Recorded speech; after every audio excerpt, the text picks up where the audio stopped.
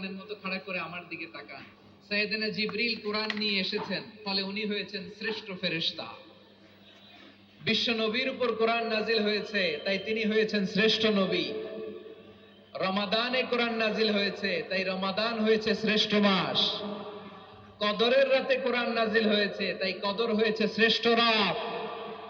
আমরাও যদি কোরআনের সাথে সম্পর্ক বাড়াই, আমাদের মর্যাদাও এরকম, আমাদেরকেও শ্রেষ্ঠ মানুষ বানায় দেবে কে? এজন্য কোরআনের সাথে সম্পর্ক বাড়াইতে রাজি আছেন তো? যারাই কোরআনের সাথে সম্পর্ক বাড়ায়, এদের মর্যাদা বাড়ায় দেয় কে?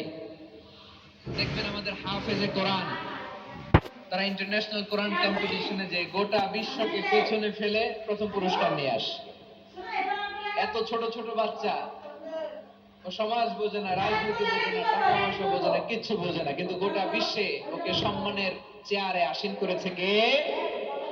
এই কোরআনের সাথে লাগলে আল্লাহ তাআলা সম্মান বাড়িয়ে দেয়। আমার প্রিয় ভাইয়ের, আসুন আমরা শুরুতেই, আলোচনার শুরুতেই শপথ নিই যে আসন্ন রমাদানে আমরা কোরআনের সাথে নিজেদের সম্পর্ককে মজবুত করব ইনশাআল্লাহ। সবাই বলুন ইনশাআল্লাহ। শাবান মাস আসলে, রজব মাস আসলে সাহাবারা কি করতেন আসুন আমরা দেখি, কিভাবে তারা রমাদানকে ওয়েলকাম জানাতেন।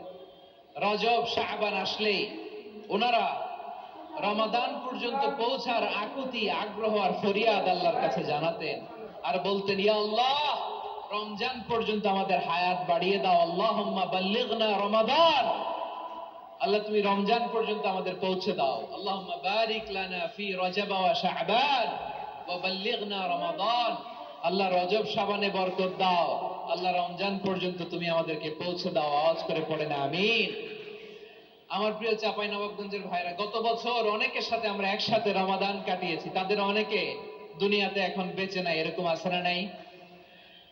এই যে আরো 7 দিন বাকি রমাদান আসতে, এই 7 দিন পর্যন্ত আমরা রমাদান পাবো, কোনো গ্যারান্টি আছে?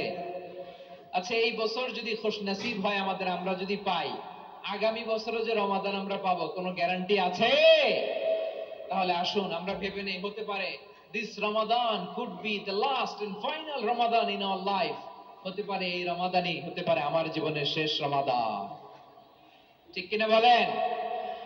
তাই আসুন আমরা আল্লাহর কাছে দোয়া করি, আল্লাহুম্মা বাল্লিগনা রমাদান, আল্লাহ তুমি রমাদান পর্যন্ত আমাদেরকে পৌঁছে দাও। আওয়াজ করে পড়েন আমিন।